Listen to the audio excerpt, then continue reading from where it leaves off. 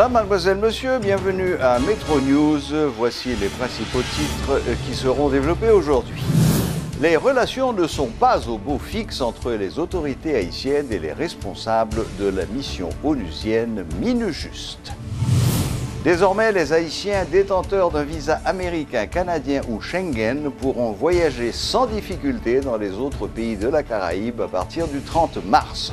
Ainsi en ont décidé les chefs d'État et de gouvernement de la région à l'issue de la 29e réunion intersessionnelle de la CARICOM. La DINASA a annoncé dans un communiqué que la cargaison de gasoline refusée par le BMPAD contenait 5% d'éthanol comme spécifié dans l'appel d'offres remporté par l'importateur Ruby Eastern Caribbean. Metro News vous est apporté par Haytrack, l'esprit bâtisseur, et Inoto SA, concessionnaire des véhicules Toyota. L'huile mobile, c'est qualité et performance qui fait partie de toute activité que nous entreprenons chaque jour dans la vie. Dans le développement de la société, quel que soit le domaine où vous évoluez, l'huile mobile toujours garantit bon fonctionnement moteur, tout appareil, à toute machine. L'IPAB jamais la guerre en route. Et ses partenaires à 100%. L'huile mobile pour moteur, dirait plus longtemps. Chaque continent, chaque pays, chaque route est différente. Derrière chaque virage, une nouvelle aventure vous attend. Toutes les routes nécessitent une attention particulière. C'est pourquoi, achetez votre Toyota chez un distributeur officiel. Vous obtenez un véhicule fabriqué spécifiquement pour votre pays, un service après-vente spécialisé and genuine spare parts that will make your investment and vehicle perform to the maximum.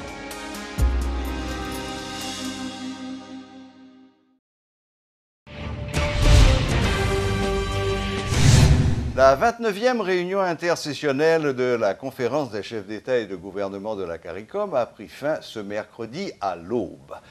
Le chef de l'État a annoncé que désormais, tous les pays membres se sont entendus sur une mesure visant à garantir la libre circulation dans la région des Haïtiens détenteurs d'un visa américain, européen ou canadien. Et nous exhortons tout État membre pour prendre mesure immédiate pour nous capables de mettre service en application. Son outil qui a aidé et qui a contribué pour connecter tout pays dans la Caraïbe pour pays qui a fait commerce entre eux. Et là, nous parlons de commerce, nous voulons parler en particulier d'une série de denrées qui périssables. Tant qu'au Haïti, nous connaissons qu'ils sont gros producteurs mango. Et ça permet des affaires multidestinations que nous avons parlé tout le temps. On touriste descend dans un pays dans le Caraïbe, là, besoin de moyens que le Caraïbe dans l'autre pays facilement. Et ça permet tout pour nous créer des conditions pour que le contrôle sous sécurité unique passagers qui en transit dans le Caraïbe là, nous sommes capables de mettre le sous-pied. Un gros autre problème que nous avons abordé, c'est le problème d'e-risking. Dernier point que nous avons discuté, nous avons parlé de lui, c'est sur la libre circulation des personnes et des biens dans les Caraïbes. Nous arrivons à travailler sur des points parce que Haïti vient de traiter que le signe avec les pays Caraïbes qui permettent que tout citoyen qui circuler libre dans les Caraïbes. Mais nous connaissons pour le fait qu'il y a des réglementations il y a des conditions que chaque État a quand même posées. Nous travaillons pour que dans la session que nous allons en juillet, pour nous finaliser point ça, et pour les gens qui sont officiels dans le pays d'Haïti, avec les gens qui ont un passeport, qui permettent de faire genre de voyage, et les gens qui ont un passeport, qui ont un visa, soit États-Unis, soit Canada, ou bien visa européen, à partir du 30 mars, tout le monde a bien possibilité de voyager dans toute Caraïbe sans visa. En attendant que d'autres mesures dans le futur pour libre circulation qu'on a parlé de biens de personnes, les gars avaient fait dans toute Caraïbe. Parce que j'en ai dit, c'est One Caribbean, parce que nous sommes petit espace, nous tous avons le même problème. Et CARICOM, c'est un espace côté tout État, ça va mettre tête ensemble pour défendre l'intérêt ensemble. Un accord multilatéral prometteur sur les services aériens a également été conclu selon le chef de l'État. Et pour faire le point sur cette réunion, nous avons avec nous sur le plateau l'ambassadeur d'Haïti auprès de la CARICOM, M. Peterson Benjamin Noël. Bonsoir, monsieur l'ambassadeur. Bonsoir, bonsoir. Alors, donc, vous vous êtes couché à l'aube. Vous avez très peu dormi cette nuit. On peut dire malheureusement, mais ça a été 2 bonnes journées de travail. Et la deuxième journée s'est terminée vers 1h du matin avec la conférence de presse du président Jovenel Moïse, du secrétaire général de la CARICOM et de 2 premiers ministres, le premier ministre d'Antigua et le premier ministre de Trinidad, pardon, et le Premier ministre de Trinité et Tobago. Alors, est-ce que vous pouvez nous résumer rapidement quels ont été les points abordés et surtout à quoi vous avez abouti? Bon, pour les points, dans la CARICOM, comment on opère, c'est les chefs d'État, on organise la réunion des chefs d'État, mais c'est pour prendre les décisions, pour arrêter les décisions prises par les conseils des ministres, préparés bien avant. Oui. Maintenant, il y a plusieurs points qui ont fait l'objet de discussion, notamment la question de la langue française. Pour la langue française, c'est pas, en principe, tous les États membres de la CARICOM se sont mis d'accord sur la question, se sont mis d'accord sur l'intégration du français comme langue officielle, mais le hic se pose au niveau du financement, et comme vous le savez, et de toutes les structures, toutes les organisations internationales, le volet financement de l'interprétation et de la traduction, ça pose problème. Et par exemple, l'Union européenne, c'est environ 20 à 25% du budget de l'Union. Et pour la CARICOM, c'est beaucoup. Là, on est en train d'analyser les voies et moyens pour financer l'introduction du français. Maintenant, l'autre question qui a trait aux Haïtiens, ou du moins ce qui intéresse les Haïtiens, c'est surtout la question de libre circulation. Mais ce qui est là dans les médias, on parle surtout la question de visa américain, Schengen et américain. Mais c'est une décision, c'est une décision qui a été prise déjà en 2010. Mais le plus important dans la résolution, et ce qu'on n'a pas dit dans les médias, c'est tous les États ont reconnu qu'ils pratiquent, qu'ils ont un comportement discriminatoire envers les Haïtiens. Et ça, c'est le plus important.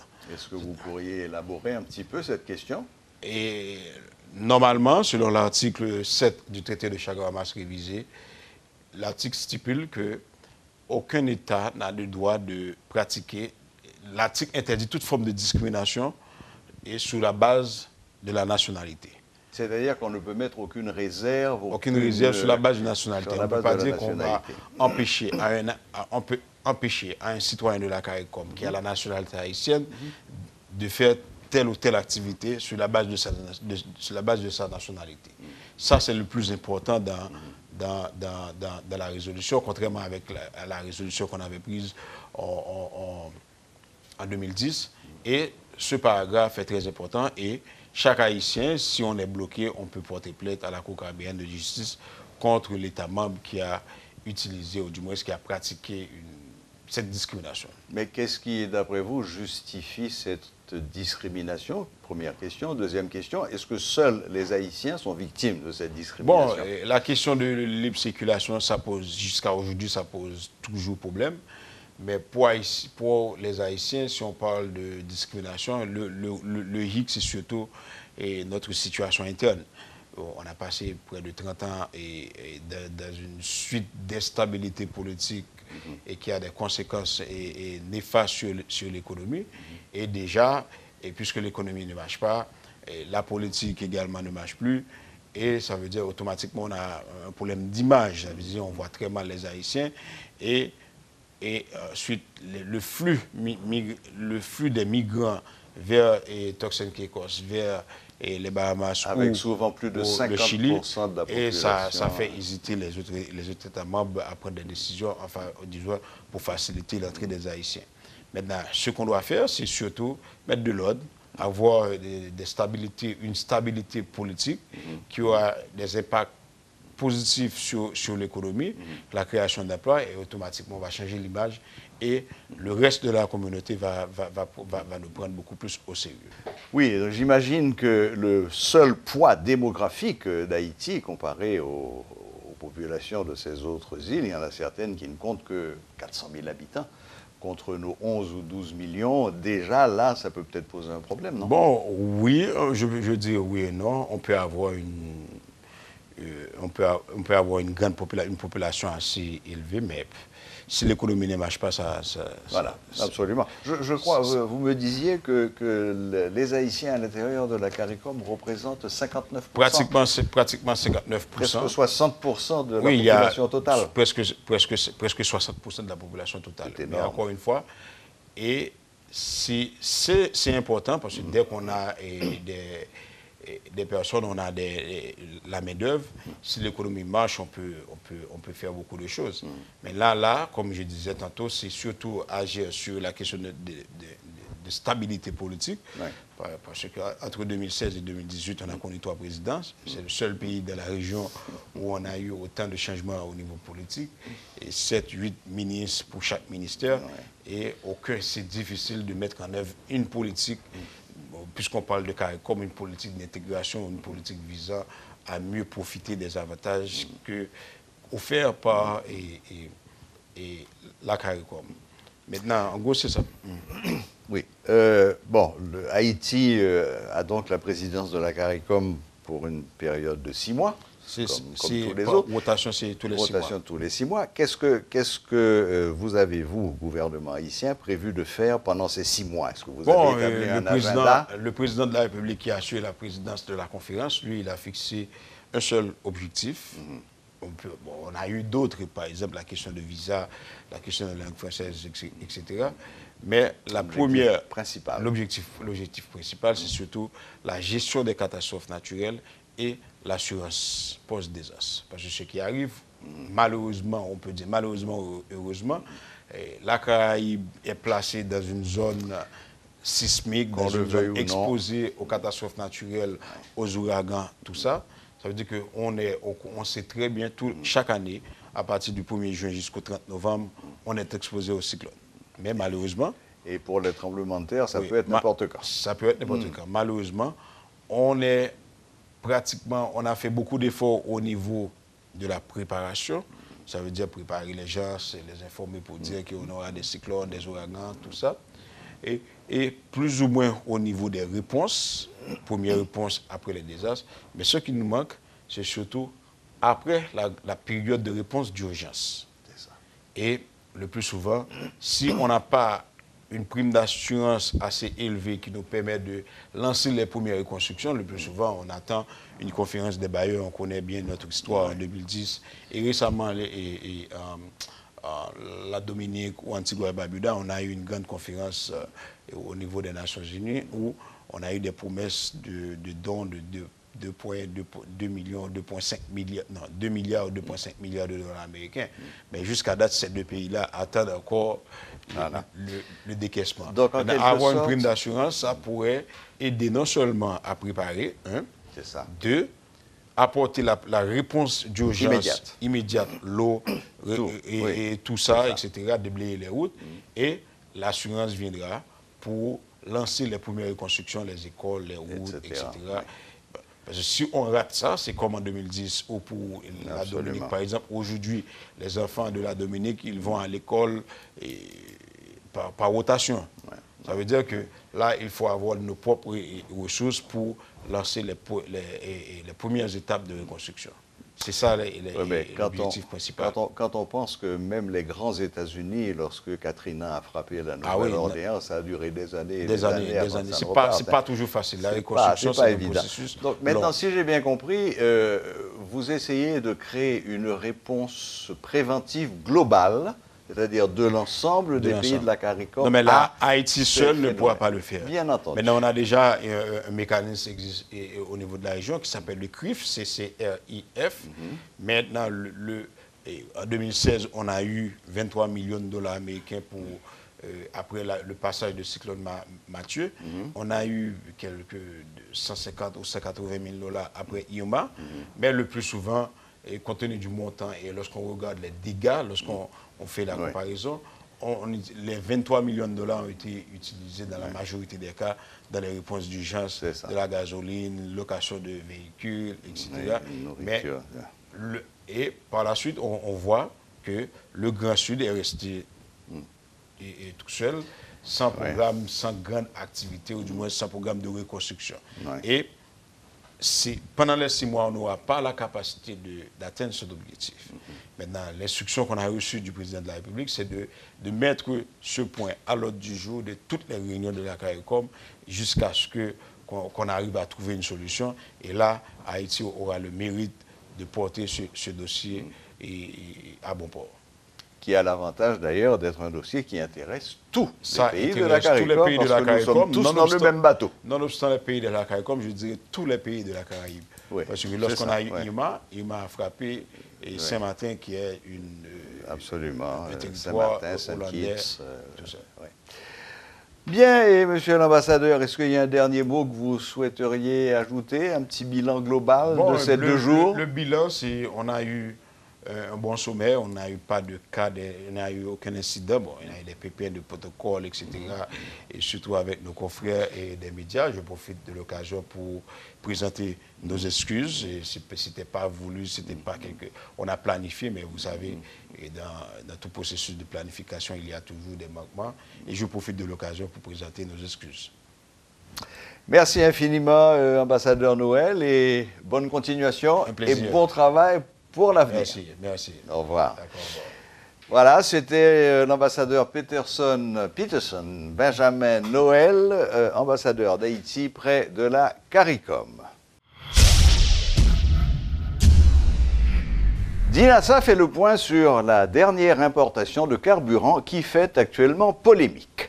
Dans un communiqué de presse, DINASA assure que la cargaison refusée par le BMPAD contenait 5% d'éthanol, comme spécifié dans l'appel d'offres remporté par l'importateur Ruby Eastern Caribbean, tout en précisant que du carburant contenant plus de 10% de ce produit d'origine végétale est régulièrement commercialisé aux États-Unis. Suite aux réclamations du BMPAD, DINASA, qui n'était pas l'importateur, a procédé au retrait de ce carburant dont 42 000 barils sont stockés actuellement au terminal de Thor en attente d'une reprise par le fournisseur. Le BMPAD ayant par la suite importé de l'essence sans éthanol, tout risque de pénurie est écarté, peut-on lire dans ce communiqué de DINASA qui précise que la note adressée la semaine passée aux gérants des stations-service pour les informer d'un risque de rareté n'avait d'autre but que de les tenir informés. Toujours pas de solution en ce qui a trait au décaissement des fonds communaux alloués aux mairies. Aucune décision concrète n'a été annoncée à l'issue de la rencontre qui a eu lieu ce mercredi entre les commissions sénatoriales et les ministres de la Planification et de l'Intérieur. La crise née du décaissement de ces fonds est une tempête dans un verre d'eau, estiment les sénateurs, évoquant un déficit de communication entre les instances étatiques. Une nouvelle réunion est fixée pour lundi prochain, question d'affronter les arguments des 3 acteurs impliqués dans ce dossier et de solutionner le problème une fois pour toutes. Suivez ce reportage de Luxon Saint-Ville et d'Elsie Dieulassant. Pour cette deuxième rencontre, le ministre de la Planification a soumis toute une liste de documents à la commission retraçant les procédures de décaissement de ces fonds. En présence des parlementaires, Aviol Florent affirme avoir respecté toutes les démarches légales, comme l'exige l'article 2 du décret du 9 octobre 2015 qui, dit-il, ne l'autorise pas à transférer des fonds sur les comptes des mairies. Moi-même, comme ministre plan, je suis ça la loi mandé pour me faire. Peut-être qu'il y a une incompréhension, passerelle de communication pas vraiment établie. Il y a un arrêté qui permet ou bien que je exécuter le projet comme maître d'ouvrage, ou bien que je déléguer maîtrise d'ouvrage à d'autres secteurs. Tous les projets de développement qui seront financés à travers les fonds communaux ont été bel et bien identifiés par les mairies elles-mêmes, a dit le titulaire du MPCE. À date, plus de 30 projets sont à l'étude et sont confiés aux différents ministères sectoriels. Moi, j'ai délégation de maîtrise d'ouvrage à travaux publics pour 38 projets qui concernent bétonnage, faire route, non paquet de communes dans le pays. Même garder moi des centres de santé pour réhabiliter, qui institution qui a expertise, c'est le ministère de la Santé. Moi, j'ai délégation de maîtrise d'ouvrage pour l'exécuter 12. Regardez moi tout que le marché public pour qui refait et qui est-ce qui a expertise pour que ce marché public? C'est le ministère de l'Intérieur. Moi, j'ai délégation de maîtrise d'ouvrage sous 18 projets. Moi, regardez moi FAES pour réhabilitation de l'école. Il y a une 12, nous avons FAES, etc. À en croire les commissions sénatoriales, il y a eu un déficit de communication, voire une incompréhension de la part de la Fédération nationale des maires d'Haïti. Même si elles ne sont pas gestionnaires de fonds, les mairies seront les parties prenantes dans l'exécution de ces projets, précise Sorel Jacinthe, président de la commission de planification du Sénat. Donc, mairie, il n'y a pas seulement un droit de regard, il y a approprié le projet, il y a un projet, et il y a faire ça de concert par rapport aux normes et aux principes établis par la fonction publique. Les sénateurs semblent être édifiés et veulent aller vite, question de faciliter le décaissement des fonds et l'opérationnalisation des projets dans les collectivités. La rencontre a pris fin, mais rien de concret n'a été annoncé. Le problème n'est toujours pas évacué. Les maires et les ministres concernés sont attendus lundi prochain au Grand Corps pour exposer leurs arguments. Le rôle du Parlement dans l'éducation démocratique était au centre d'un débat ce mercredi à l'Institut mobile d'éducation démocratique IMED. L'un des intervenants, le sénateur Jean-Renel Sénatus, a soutenu que le Parlement peut évidemment contribuer à l'éducation de la population en matière de démocratie, mais il doute que les élus de la 50e législature, enclins à la paresse, puissent jouer ce rôle. Aujourd'hui, pour nous venir parler de quel rôle le Parlement est capable de jouer dans l'éducation démocratique de la population. Je suis très clair avec vous pour me dire, je suis bien content que ce Parlement dit. Il n'y a pas dit parlementaire, il n'y a pas dit député et sénateur dans la mesure où nos autorités ont toujours peur de la population dans le cadre de travail et qui ça fait de attribution. Nous devons avec eux, nous avons 3 grandes attributions. Première, c'est légiférer. Deuxième, c'est contrôler. Troisième, c'est représenter. Nous avons montré notre travail, légifération, c'est plus de plateforme que nous avons comme parlementaire pour inciter les pouvoirs de l'État à s'investir dans l'éducation démocratique. Éducation démocratique veut dire qui ça pour moi? C'est montrer au peuple là comment pour participer dans la gestion des choses publiques. Ou du moins comment capable de questionner la gestion à faire des choses publiques. Maintenant, pour faire ça, texte de loi pour nous garder si vous appliquez à travers une deuxième fonction qui c'est contrôle. Et troisièmement, c'est attribution de représentation. Est-ce que le Parlement lui joue 3 rôles? M'a dit oui et non. Oui et non parce que il y a des députés et sénateurs qui pensaient qu'il faut qu'il y ait dans le développement, il y a fait développement la caillou. Pour représentation. Bien que tout vient dans le Sénat, il vient dans la Chambre des députés, il vient. Mais est-ce qu'on fait voter le texte de loi? Est-ce qu'on fait contrôle vrai? Par exemple, dans le Caraïbes, est-ce que le travail de contrôle là l'exercer? ou après tout sénateur, puis faut sénateur de casser feuille couvrir ça parce que moun qui a poursuivi dans Petro-Caribé a été financé campagne ou du moins il y a un lien quelque part entre moun ensemble avec eux. Par conséquent, il y a cassé feuille couvrir ça. Il y a un groupe qui a dit barré voleur ici. Mais au même temps, il y a un petit groupe voleur pas yo, il y a couvrir. Donc pas de bagay pays qui a réglé vrai, c'est pas un vol, pas un mesquin. Donc là ça au moins faut que la population dit révolter et regarder en jeu pour dire attention, c'est moi qui te voyons là, moi font travail, faut faire travail là. Voilà, la boucle est bouclée. Merci de votre fidélité et à la prochaine, même heure, même chaîne.